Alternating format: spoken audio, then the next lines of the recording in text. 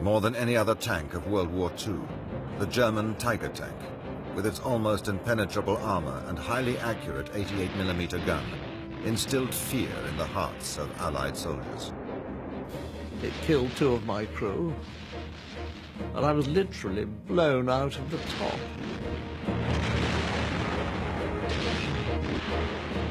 Outnumbered in nearly every battle, the highly trained and courageous Tiger crews were the elite of Germany's crack panzer troops.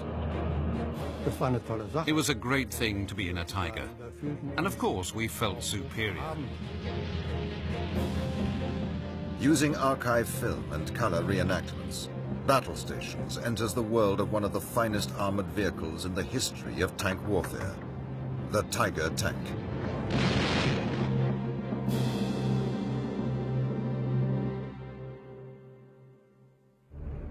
In 1916, the British Army was the first to introduce tanks on the battlefield. At the time, Germany showed little or no interest in the revolutionary new tank.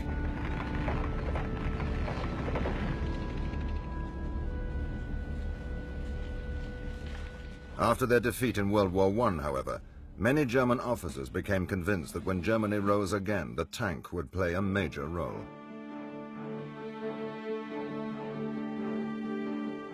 The Treaty of Versailles had banned all armament production in post-war Germany. Early development of German tanks during the 1920s and 30s had to be carried out in secret. But once Hitler and the Nazis came to power, all pretense of secrecy was thrown aside.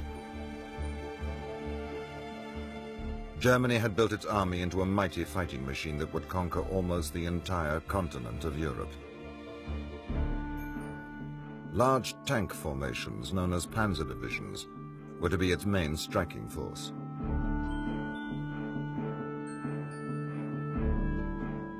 General Heinz Guderian, one of the leading strategists in the German army, created Germany's panzer divisions. His ideas on the deployment and use of tanks in modern warfare earned him the title Father of the Panzers. Heinz Guderian studied armored warfare between World War I and World War II, and was able to take rather nebulous ideas and condense them down into a formal doctrine. Armies operate on doctrine, and Guderian is the father of armored warfare doctrine.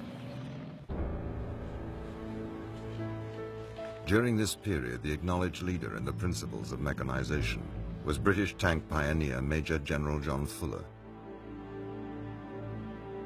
Fuller was an eccentric genius whose ideas on tanks and mechanization earned him an international reputation, particularly in Germany. My father's role model was Fuller. He also studied other people's ideas on tanks. But the British already had, at the beginning of the 1920s, a tank brigade, which we based our army's panzer divisions on. So it was the British who were his main role model.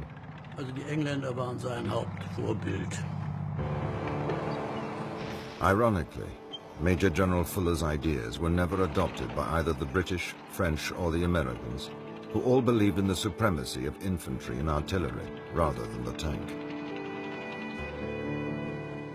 General Guderian, however, clearly appreciated the decisive role that armored divisions would play in future conflicts. He saw tanks as providing crucial mobility in an attack. He developed the use of tanks as the main weapon in a division. Not like the French, who spread their tanks over several divisions, instead of concentrating them in one key point. With this concept of key point concentration in panzer divisions, we entered the war and had our success.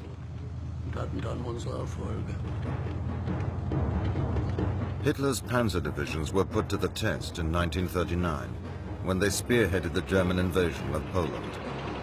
Enemy resistance collapsed within 6 weeks. Then the following year, the Germans turned west to attack the British and French. The superior tactics of the panzers just sliced through the enemy lines with almost laughable ease, despite the fact that the Allies had more tanks.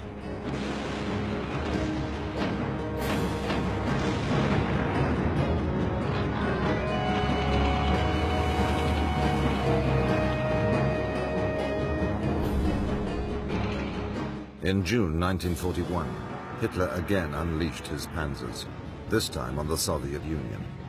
Within weeks, the Red Army was pushed back to the gates of Moscow.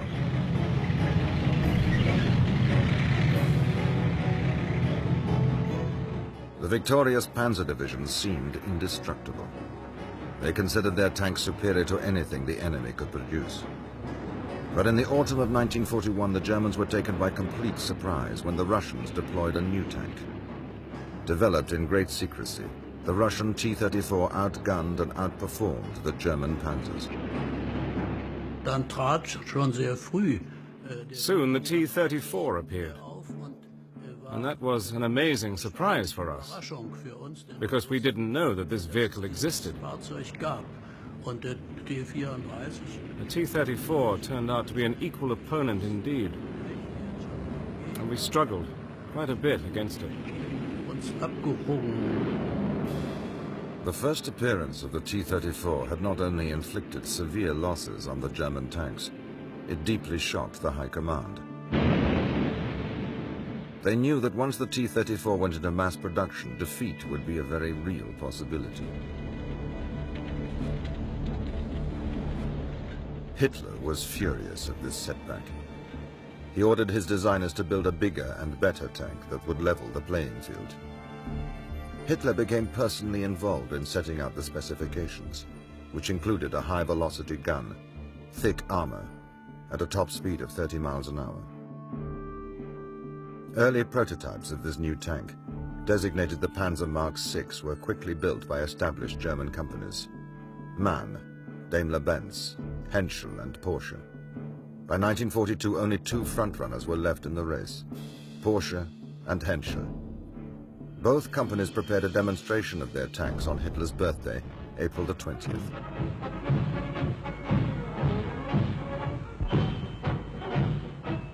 Dr. Ferdinand Porsche was a personal friend of the Führer, so it was annoying for both of them to discover the Henschel design was clearly better. Of the three basic characteristics of any tank, firepower, armor, and mobility, the German designers favored firepower.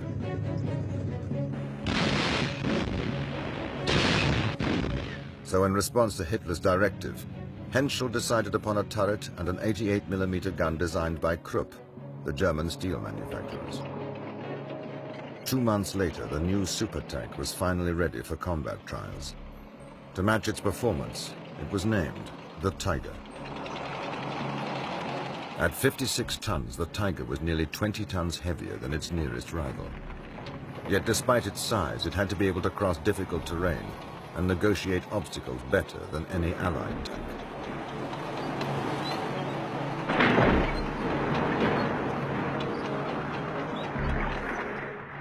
Adolf Hitler was in love with the Tiger tank.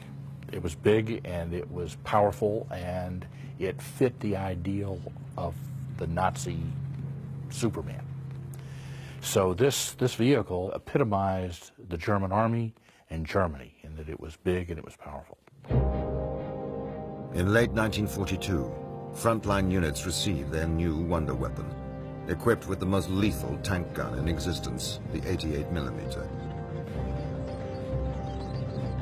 It would not take long to discover if the Tiger proved to be the battle-winning tank that Hitler badly wanted. The incredible triumphs of the German army during the first 3 years of war had shown the panzer divisions to be Hitler's best shock troops.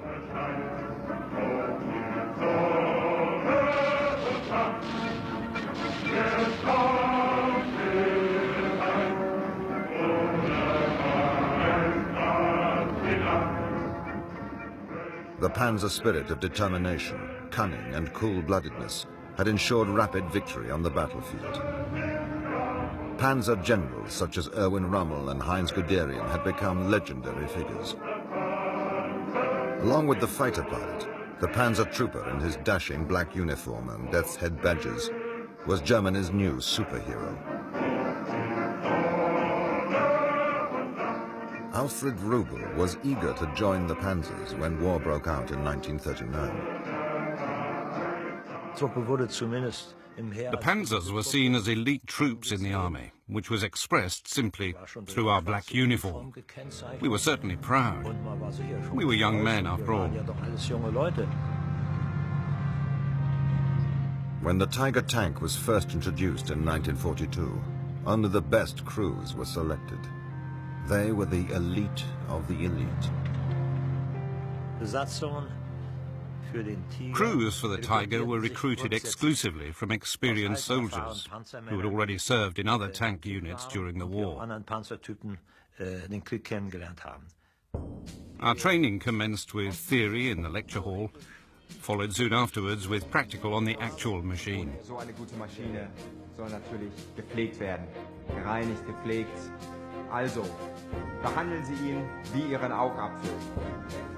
Instructors explained the Tiger's advanced technology, using pamphlets about the care and maintenance each trooper was expected to carry out. The 5-man crew trained together, familiarizing themselves with the tank until they understood every aspect of their new weapon. They particularly welcomed the superior protection the Tiger offered its crews. With nearly 4 inches of frontal and over 3 inches of side and rear armor, it was the world's most heavily armored tank. My first impression, I was disappointed. It was a dinosaur, not an elegant vehicle as I had imagined. I expected it to be like the T-34.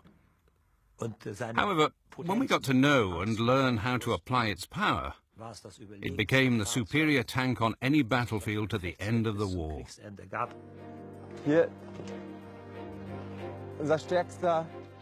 German tank designers were always searching for a bigger and better gun capable of dealing with enemy tanks. The 88mm gun was superior to any other gun at that time. So was the technology for targeting the gun, with the turret-turning mechanism. The gunner stood with his foot on 2 rockers. If he pressed his foot forwards, the turret would turn to the right. And if he pressed it backward, it would turn to the left. In training, gunners and loaders were timed with a stopwatch, and only passed if they completed their tasks within the set number of seconds.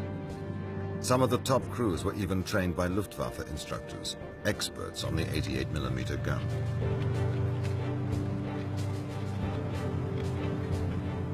The radio operator sat next to the driver and manned the forward machine gun located in a ball mounting on the offside of the front armor plate. The machine guns were used primarily to fight off enemy infantry and anti-tank guns that were very close, keeping their crews' heads down. Tiger tank drivers were selected with great care. You need a certain degree of ambition to drive the thing, a certain level of technical understanding and some intelligence.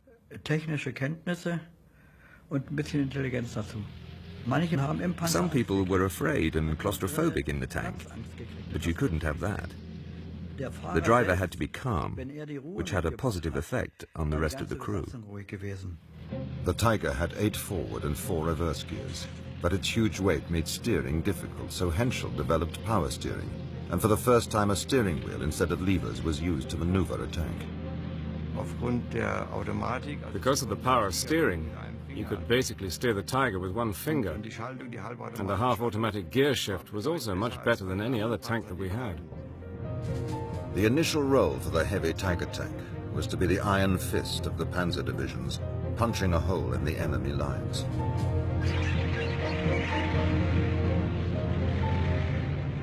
A panzer division, the cornerstone of German strategy, usually consisted of a panzer regiment, about 200 tanks, divided into 3 battalions. Each division had 2 panzer grenadier regiments, highly trained infantry, to support the tanks. In addition, there were artillery, engineers, anti-aircraft guns, and numerous support troops.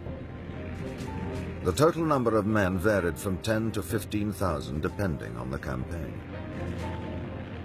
Tiger tanks were usually grouped into heavy companies and attached to divisions. Jede Kampfkompanie. Each fighting company had 14 Tigers.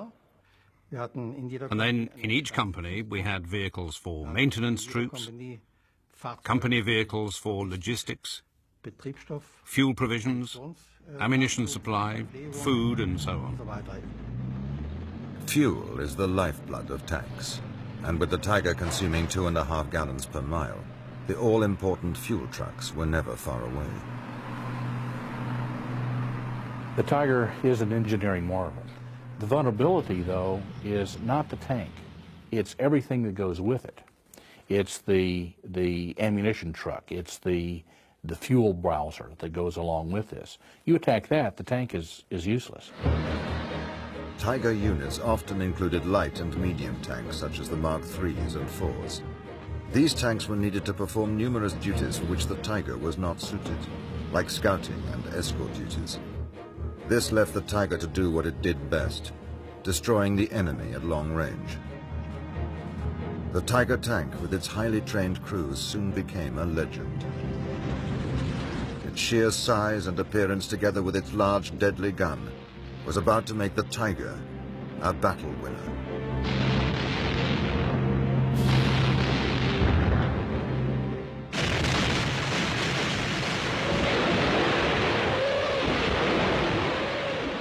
The first Tiger tanks, with their highly trained crews, made their debut in action on the Russian front in late 1942. The well-trained panzer divisions found Russia to be ideal tank country. However, the logistics of maneuvering large formations across the great distances of the Russian plains or steppe meant crews were often confined to their tanks for long periods, sometimes even days. Our tank wasn't only a combat weapon, accommodation and means of transport. It was our home, and accordingly the tank was maintained and cared for. Tiger crews especially benefited from the tank's large interior. In the Tiger, the driver and radio operator in particular had a lot of space for themselves. There were comfortable seats, and I was able to stretch out if I wanted to sleep. The driver could do the same. Other tanks just couldn't compare.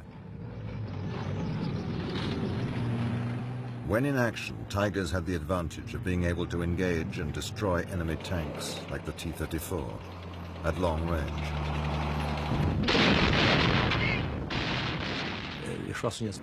We could now hit targets from a distance we had only dreamt of before. The tank commander would announce the target, and the gunner would choose for himself when to open fire. Only bad commanders interfered with the gunner until he actually opened fire. An encounter with a Tiger on the battlefield was a daunting prospect for the Russian T-34 crews. You did get a little shiver when you met a Tiger tank. Not only because it was so powerful, but because we were young, and this tank was frightening. It was more powerful than the T-34.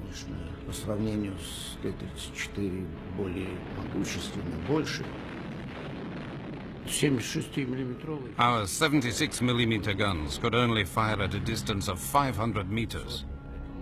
But a Tiger could shoot from a distance of 1 kilometer without missing. So this made it very hard for us. Even if the T-34s got close enough, the Tiger's armor proved very effective. In my first battle in a Tiger, we were exposed on the Russian steppe and took so many hits, but to no effect. I developed such a sense of security at the time and thought, with this vehicle, nothing can happen to me at all. We felt quite safe in our tank, although it wasn't a life insurance. I was wounded 5 times despite the Tiger. But we could withstand an attack much better now. We had tanks that were hit 30 times by Russian guns and still in working order. In one 6-hour engagement, a Tiger was hit 227 times. Despite having its wheels, tracks, and transmission damaged, it managed to crawl a further 40 miles across country. Tigers worked in conjunction with infantry and artillery, each element supporting the other. Panzer Grenadier machine gun teams were deployed on the flanks, up to 50 yards from the tank, in case of enemy infantry attacks.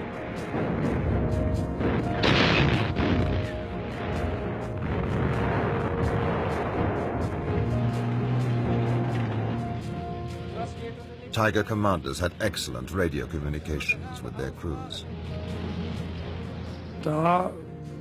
I know from my own experience that you never looked out with the headphones on both ears, but always kept one ear free.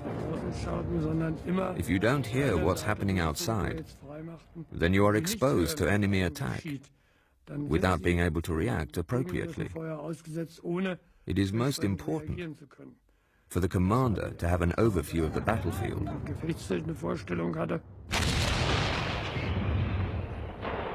With a well-trained crew, the Tiger commander concentrated on searching for targets, always preferring to keep his hatch open. I had to have my head outside of the turret, so that I could oversee everything. If there was an anti-tank gun firing, you could then sense what was going on. If the hatch was closed, then you would only have a limited view. Tiger Ace, Otto Carius, seen here wearing the Knight's Cross for bravery, is credited with destroying over 100 Allied tanks. A dangerous, yet essential tactic for a commander was to make a reconnaissance on foot. From ground level, he would gain a more realistic picture of where tactically to place the heavy Tiger. On one occasion, Carius, observing enemy tanks from a Panzer Grenadier trench, was caught in a surprise infantry assault.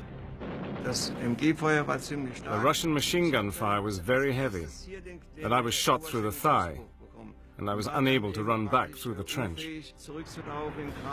Carius sent his orderly back for help as the Russian infantry reached his trench. I got a bullet in my arm and another through my back.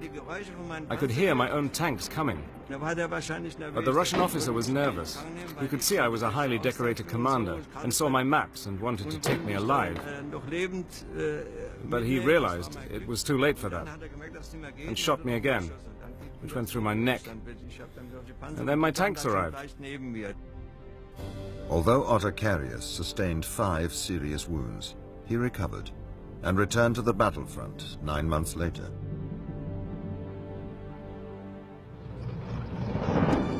The SS Panzer divisions were also equipped with Tiger tanks. Although not strictly part of the army, the Waffen-SS were elite troops, politically indoctrinated into the Nazi cause. Their reputation for bravery, as well as brutality, made the SS Panzer regiments amongst the most feared of all German troops.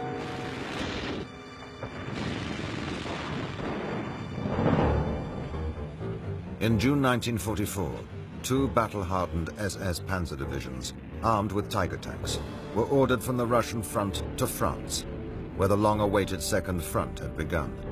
Their mission? To destroy the Anglo-American forces in Normandy.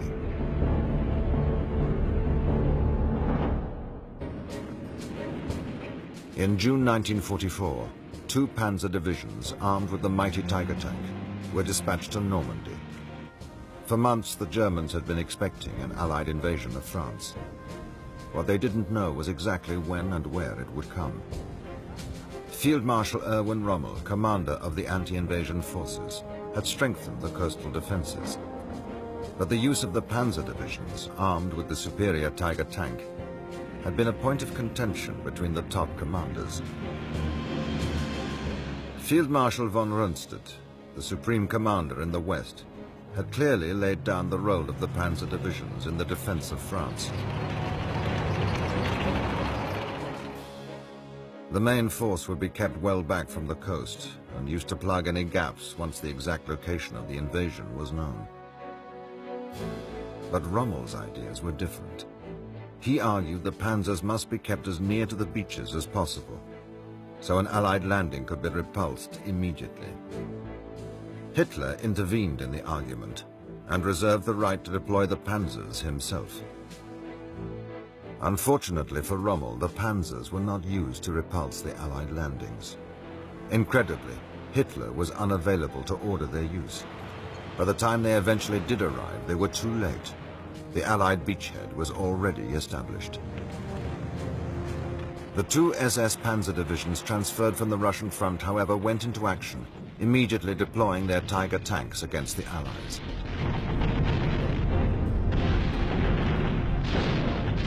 It was a terrifying experience for those that met them, because they could knock our tanks out at 1,000 yards, whereas we couldn't even knock them out at 200 yards if we met them head-on. The destructive capability of the Tiger tank on the battlefield became legendary, and Allied soldiers soon coined the term Tigerphobia. General Montgomery actually banned British combat reports that recorded the prowess of Tiger tanks, on the grounds they undermined morale. Ironically, despite the perception by Allied troops that the SS Panzers fielded hundreds of Tigers, only 90 actually fought in Normandy. But the damage they inflicted on the Allies confirmed the reputation of the Tiger.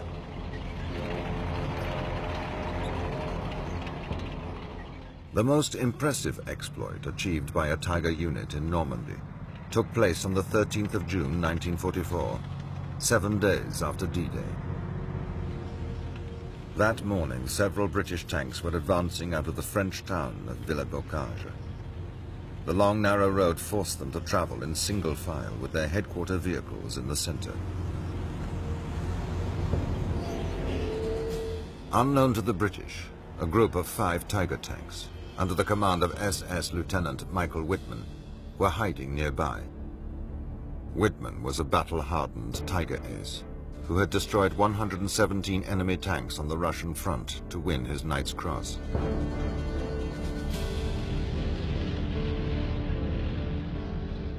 Dispersing his other tanks to different strategic points, Wittmann's Tiger entered the town.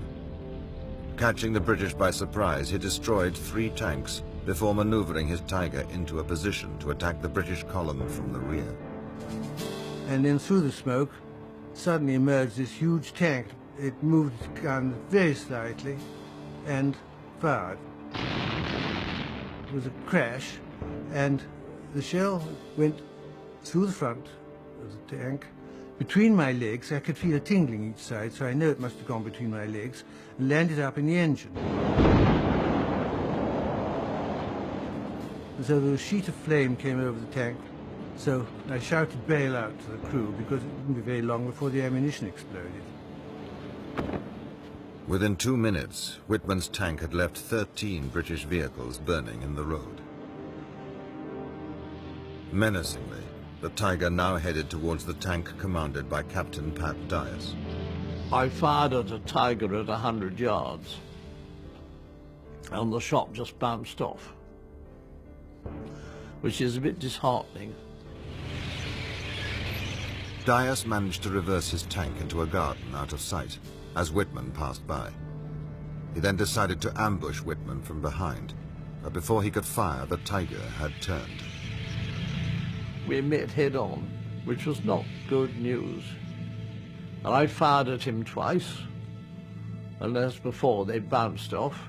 He then fired at me once, which did not bounce off. It killed 2 of my crew, and I was literally blown out of the top.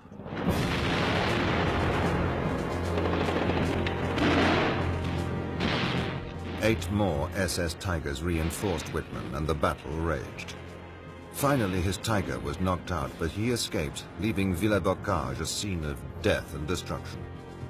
Despite losing 4 Tigers, Wittmann had destroyed 47 Allied vehicles and inflicted 257 casualties.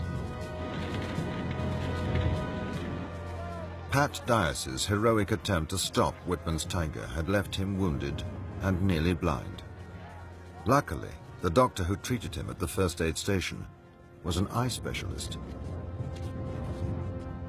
He put a great big magnet over my eyes and brrr, brrr, and out jumped all the little bits of steel. And he said, if those had stayed in for 24 hours, you would have been blind for life. The encounter at Villers-Bocage had demonstrated, despite overwhelming odds, how lethal a well-commanded Tiger could be in close-quarter combat. Wittmann himself, I could not but admire him. He was tough, he was bold, and ruthless. A fine example of a German tank man. 8 weeks after Villers-Bocage, Michael Wittmann was killed when his Tiger was ambushed by a British tank.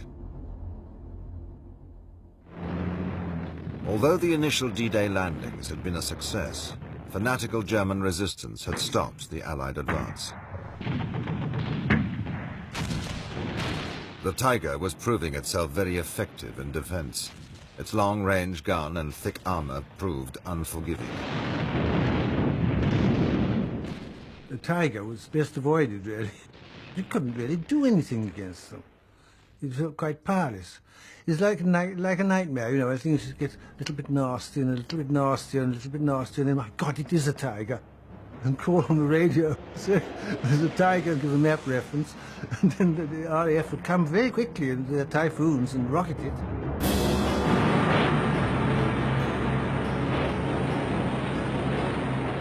On July the 18th, 1944, Operation Goodwood was launched as the first phase of the Allied breakout in Normandy. The plan was to blast a path with heavy bombers to allow 3 Allied armored divisions to push forward. 1,500 bombers of the Royal Air Force staged the biggest air raid of the war against German tank positions.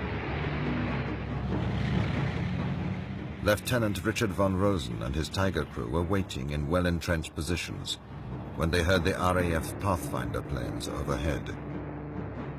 They flew over us and continued dropping these flares. Then I knew it was going to get ugly. Although what was going to happen at that stage I couldn't even imagine.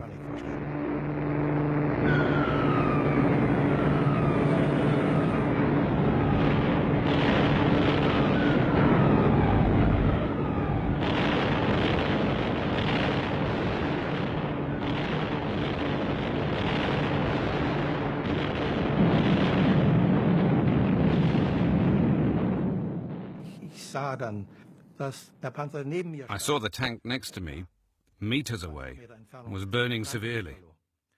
It had been sliced open like a sardine can, hit right through.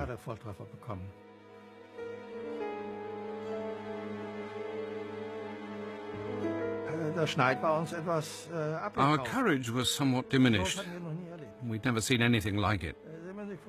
You have to imagine what we experienced in our tank during these 2.5 hours of carpet bombing. It was hell.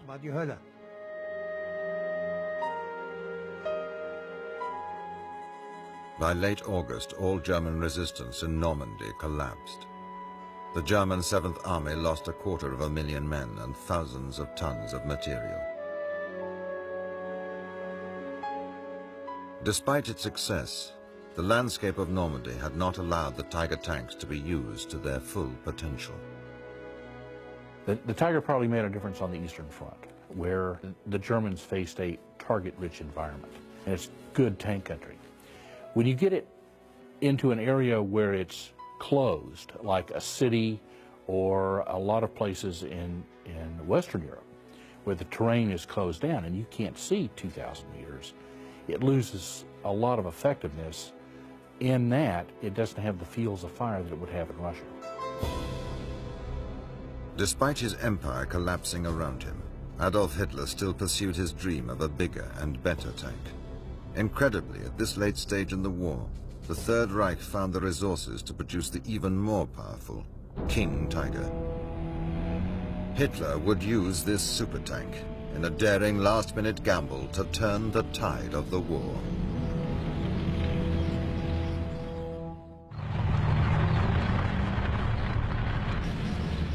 By late 1944, the German armies were in retreat on all fronts.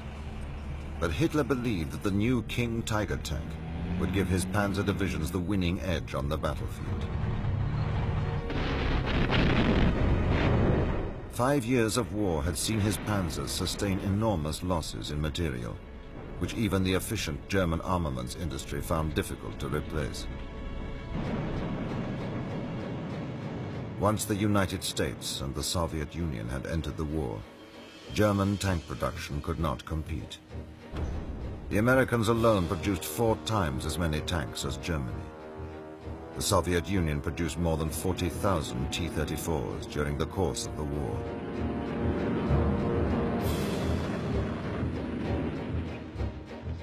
But Hitler was obsessed with super heavy tanks.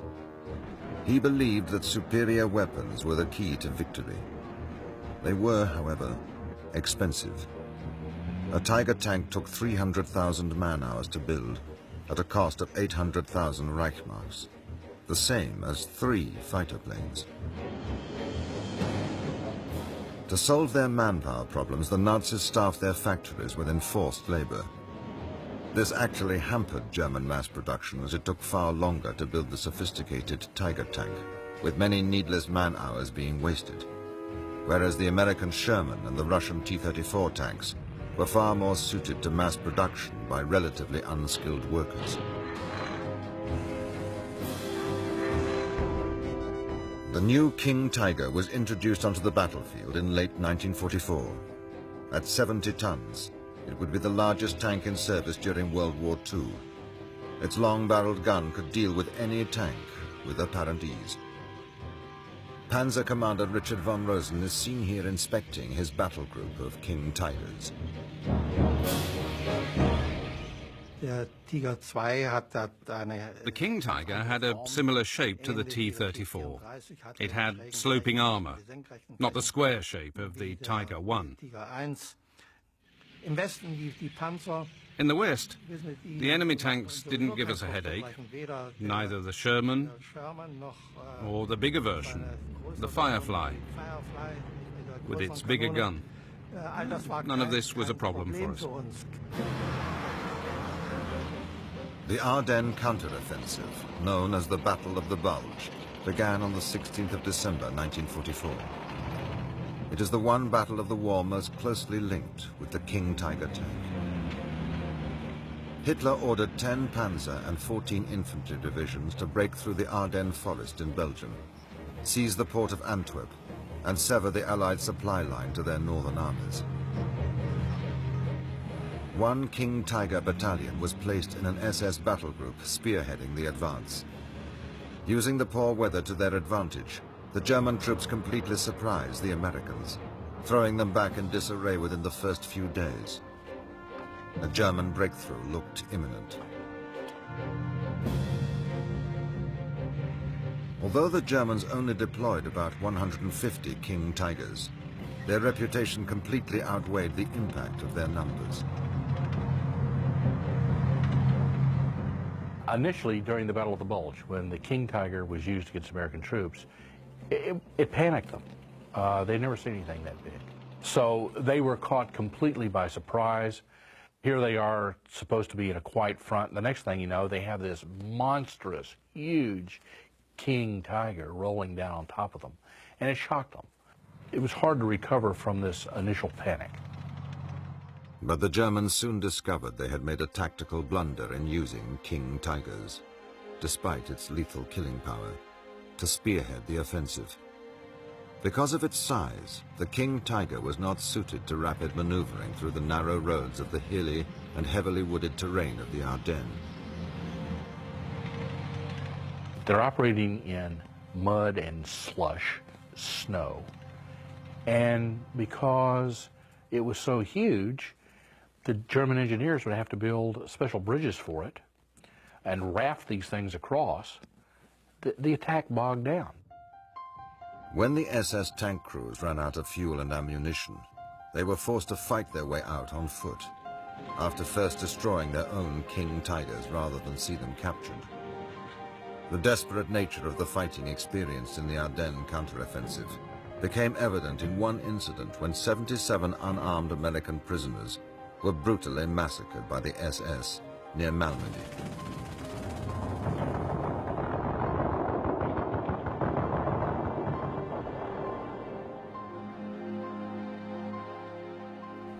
After the war, 80 former SS soldiers were prosecuted for murder.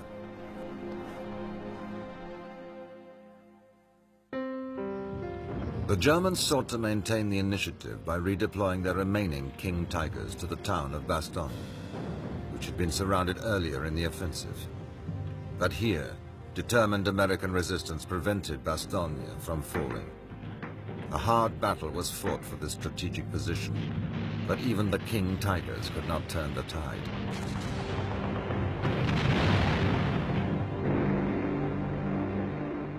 As the weather improved, Allied air superiority decimated the German armor, including the precious King Tigers. With the defeat of Hitler's Ardennes Gamble, the last great Tiger action in the West had been fought and lost.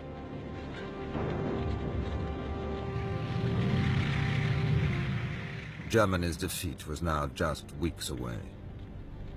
The few Tigers remaining in Hitler's diminishing arsenal were used mainly on the Eastern Front. The war was lost. Everybody knew that. We only wanted to keep the Russians as far away as possible from the German border. That was our motivation. During the final 2 years of the war, the Panzer troops had fought with distinction through the great battles on both East and West fronts. Their skill and discipline in defense, often against overwhelming odds, had pushed the Allies to the limit. People tend to underestimate how good the Germans were, and they also thereby underestimate how good we were. Throughout its operational life, the Tiger tank was rushed to every crisis, and its crews fought on every front. Its performance in battle became legendary.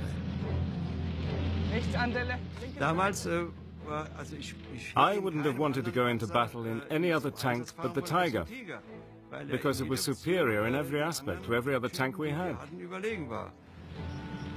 The Tiger was, for me, the best tank that existed.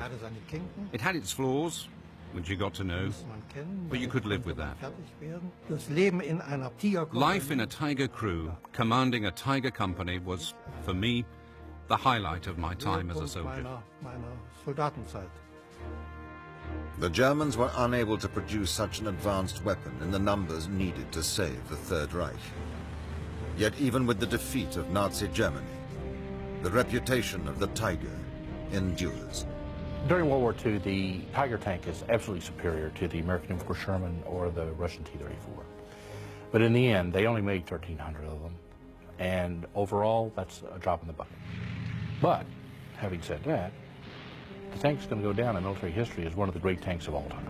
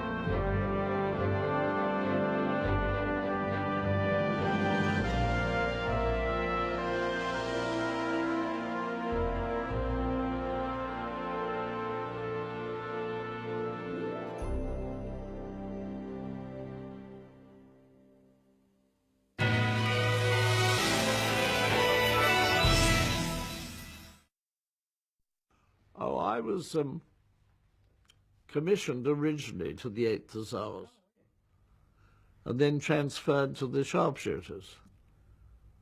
Without my knowledge, but 2 of my friends were going to the sharpshooters and I wanted to join them.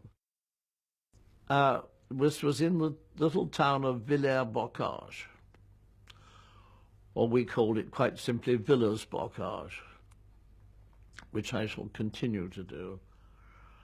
It came rumbling down the main high street having shot up the soft vehicles in front of us, half-tracks, no peak gun, without a gun in it, and our RHQ tanks, which were relatively soft. They weren't expecting to be the fighting element of the regiment. And I was in one of them. But when I heard enormous bang and crunch, I pulled back into somebody's front garden and was hidden from the Tiger. And I then saw it come down straight in front of me, not 20 yards away, with its iron crosses painted on the side. And I then had to make up my mind very quickly what to do. So I said, driver, follow that tank, like to a taxi driver. And we took a moment getting going, and by which time the Tiger had disappeared round the bend. The awkward moment was when he had met another of our tanks with a big gun, a Firefly, and was coming back again, and so we met head-on at about 100 yards range, which was not good news. And I fired at him twice, and as before, they bounced off. And he then fired at me once, which did not bounce off. It killed 2 of my crew, and I was literally blown out of the top. Luckily. No, I don't know what he did. It came through and made an awful mess inside the tank and killed the wireless operator and gunner beside me. So I was lucky to get blown out the top, landed on the street, and I nipped across to another of our tanks, which had been knocked out. And there was the dead driver sitting in his driving seat with a hole right through the middle of his head, and not a drop of blood. Yes, I was wounded. I got shot in the face with shrapnel and bits of steel, and in the eyes. And when I eventually, with the help of a French girl, who was very good, she chatted in French to me, which I can talk, and said, "Vite, vite, alors après moi." And we ran and hid in a pigsty. And there were pigs there. They resented our appearance because we hadn't any food. And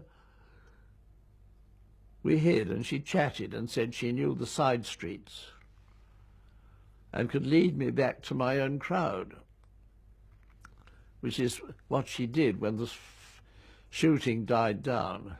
We ran across a field into a side street and we were away. And she got me back to our B squadron,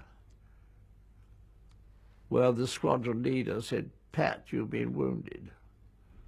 Go down to the first aid." I said balls or words to that effect. But I didn't realize I had been wounded. You don't feel it at the time.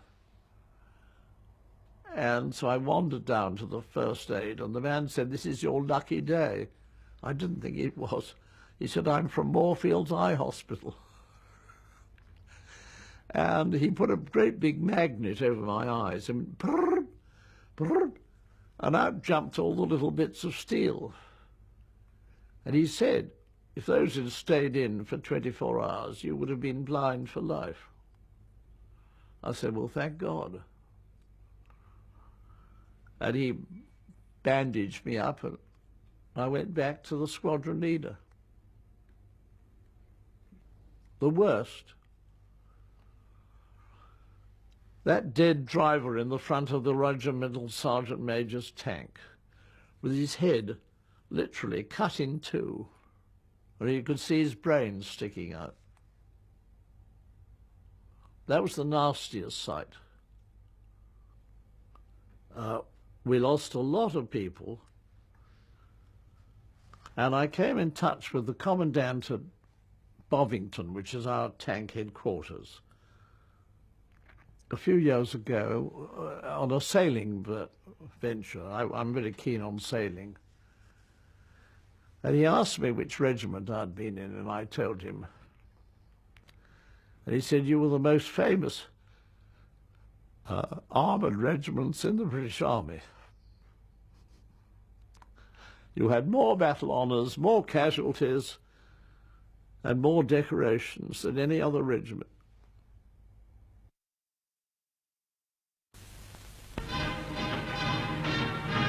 Auf einem rückwärtigen Bahnhof sind frische Reserven schwerer und schwerster Waffen eingetroffen.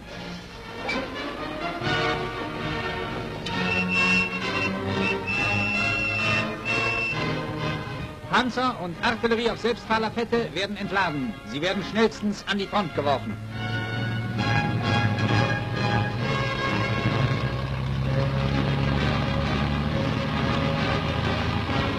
Hier rollen nach kurzer Einweisung Panzer zu einem Flankenstoß vor.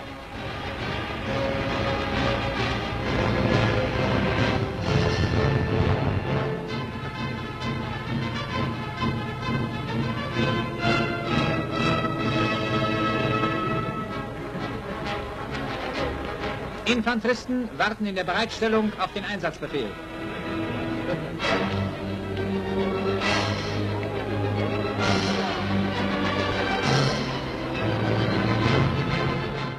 Der Artillerie haben Panzer und Grenadiere einen Gegenstoß durchgeführt.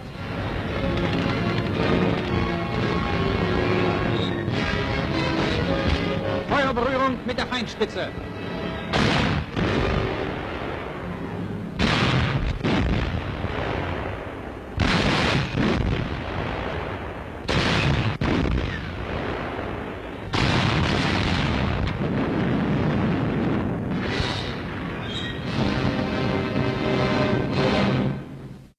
In seinem Tiger an der Invasionsfront.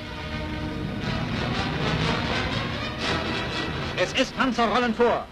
In engen, laubverdeckten Hohlwegen, in dschungelartigen Waldpfaden liegen weit auseinandergezogen die Grenadiere in ihren Stellungen. Stündlich wechseln hier Angriff und Abwehr aller Waffen.